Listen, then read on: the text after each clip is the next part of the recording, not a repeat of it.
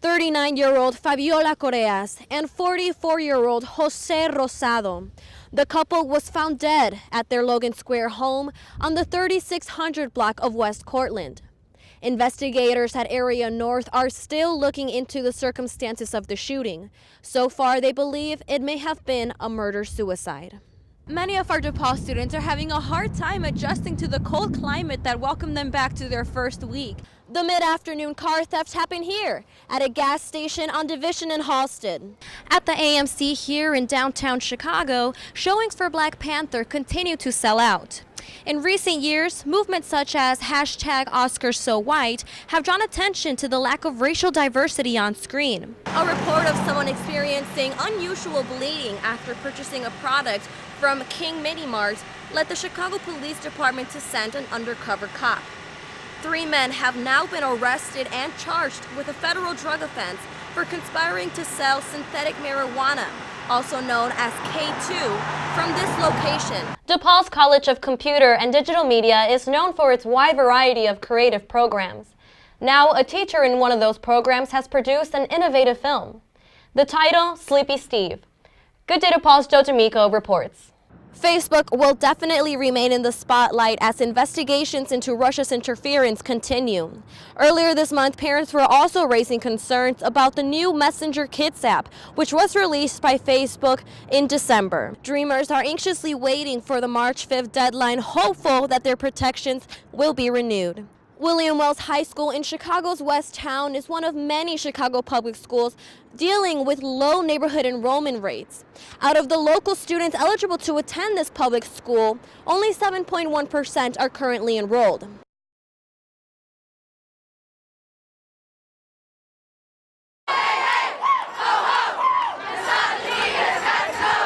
Chicago protesters standing tall at Grant Park. I feel empowered. I feel like there's nothing holding me back.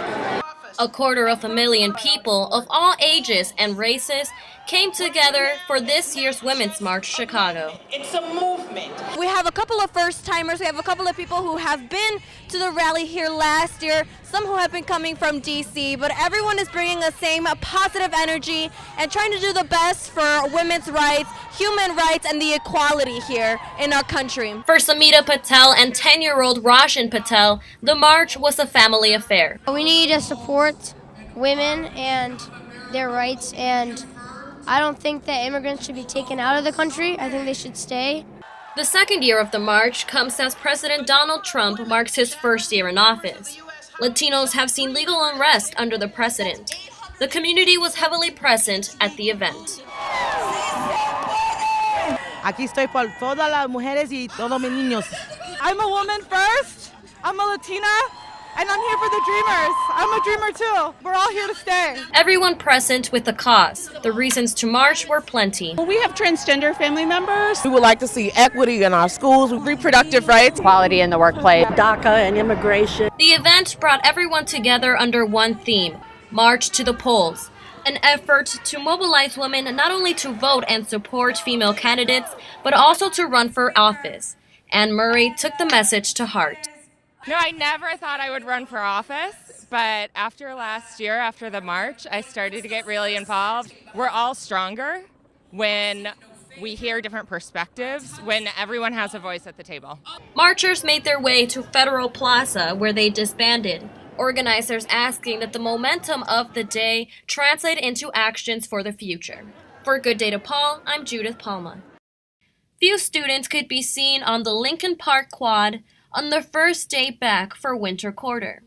The city hit sub-zero temperatures in the first week of the new year. Returning students were met with dangerous wind chills. Many of our DePaul students are having a hard time adjusting to the cold climate that welcomed them back to their first week. As you can tell behind me, the Chicago River is frozen, and there's a lot of strong winds coming in that are adding to the cold out here. We see a lot of people walking around in hats, gloves, scarves, multiple layers of clothing, trying to stay warm. Hugo Linders felt confident he could do without the layers. Okay, let's not bother and just go like this, bald-headed. Long-term exposure is not recommended. I was trying to, be on the phone with someone, and I just had to stop because my hands were too cold. Like I had to put my my gloves on, you know. Other students find that avoiding the outdoors as much as possible is the best strategy during the freezing cold. You know, less likely to go to the grocery or walk to a restaurant or something because of the cold. Get takeout instead. But even if you're inside, the sub-zero temperatures can cause problems. Students are cautioned to look out for frozen pipes at their residence. Some pipes have burst, causing slippery pools of frozen water. And if you use a space heater, city officials say it should be at least 3 feet away from flammable objects. Despite not receiving the warm welcome one might hope for, DePaul students appear to be back to work. Some still thinking about the warmer climates they were able to enjoy during the holiday break. It's like total culture shock coming from like a super warm place to like a super cold. Just like other Chicagoans, DePaul students know that cold weather is just part of the package in the Windy City. For Good Day DePaul, I'm Judith Palma. This vital reform is necessary not just for our economy, but for our security and for the future of America. President Donald Trump is asking for $25 billion to go toward border security and a wall, a skills-based visa program to replace the diversity lottery system, and an end to a so-called chain migration. The president asked for all this in return for a pathway to citizenship for nearly 800,000 DACA recipients, young people who were brought to this country illegally as children. Such was the case for Juan Perez. He's been living in the U.S. since the age of 6. My family's here, everyone that I know, my friends, loved ones. Perez says DACA's dreamers have come a long way in making a life in this country. In high school, he sat back as his friends got their driver's license, their first jobs. These are all privileges undocumented youths did not have until DACA. DACA gave me a sense of confidence, sense of freedom, the opportunity to also have those rights. A March 5th deadline has been set on immigration negotiations. Protesters rally to save DACA. There's a stigma attached to being undocumented in the United States. President Trump is doing a major campaign, as always, to demonize immigrants, using that one example and generalizing it for the entire immigrant community. Larissa Aranda is a student at DePaul University. You have to live in this shadow where no one should know what you are. Aranda is undocumented. A DACA beneficiary, she faces an uncertain future. It's like a mental draining process. She's hopeful a solution can be reached for the expiring program. I'm hopeful and I keep praying because it's not just going to benefit one person. It's going to benefit millions and it's going to benefit families. Dreamers are anxiously waiting for the March 5th deadline, hopeful that their protections will be renewed. Reporting for Good Day DePaul, I'm Judith Palma. DePaul's Opera Theater stepped out of its Lincoln Park Concert Hall to bring its winter performance of The Merry Widow to the university's Merrill Reskin Theater in Chicago's South Loop. A neighborhood landmark since 1910, DePaul's Reskin Theater has served as the foundation for the training of hundreds of artists. Franz Lehar's operetta The Merry Widow is an extravagant production. Diplomats of a bankrupt kingdom scramble to keep the recently widowed Hannah Glowari and her inherited millions in the country. The Merry Widow combines the powerful music heard in operas with a combination of spoken dialogue not common in the typical opera format. It's the projection of your voice, only your voice, so that takes its different technique. It's more production of your body, and yeah, it's an immense challenge. As for Sebastian Armendáriz, who plays the Frenchman Camille de Roussillon, his performance poses a much different challenge as an artist. One of the lines that I say is, I want to compromise you, I want to hold you in my arms and make love to you. So to get down a passable French accent and then be able to project it into this theater is definitely has been a challenge. Despite the challenges this operetta posed for both Wolf and Armendáriz, the show's director says the cast was ready to take on such a piece. This is the most freshmen we've had in a production, I think, in the time that I've been here at DePaul. That's balanced by several performers in this cast, including Sebastian and Ryan, who have significant experience. Harry Silverstein has professionally directed over 90 productions on 4 continents. This is his 28th year as the director of DePaul's Opera Theater. With Harry, he finds a way to get you to go further than you thought you could. We'll ask him a question like, should I do this? Should I go here? And he'll sometimes just say, oh, it's your show. Do what feels good. With an orchestra, stunning ladies, attentive bachelors, and infamous can-can dancers, The Merry Widow is an upbeat send-off for these two graduating theater students. For Good Day to Paul, I'm Judith Palma.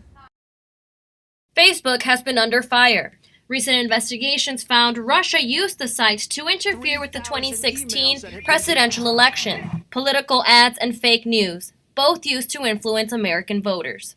A major concern as more users go to the site for information. Comedy videos, the how-tos, and the news. That's kind of how I get my news too. Facebook CEO Mark Zuckerberg responded to concerns, announcing a major change to the site's newsfeed. Its 2.2 billion users will now see more from friends and family, and less content from news media, publishers, and business. As Facebook cracks down on the spread of fake news, experts suggest certain precautions against misinformation. So in the final analysis, you have to be your own best editor and go to sites that have content that has veracity and can be relied on to give you a picture of the world upon which you can act. For now, the newsfeed algorithm will prioritize what Zuckerberg calls meaningful interactions between users. But digital strategist B.S. Ilhan is doubtful this will happen. Everybody's a personal brand right now. What they wore, what they ate, where did they go, the travel that they did, they all using it like a brand. So now, the consumer interaction is also not very intimate. I doubt, as I said, I doubt whether what Zuckerberg wants to see, it's still there.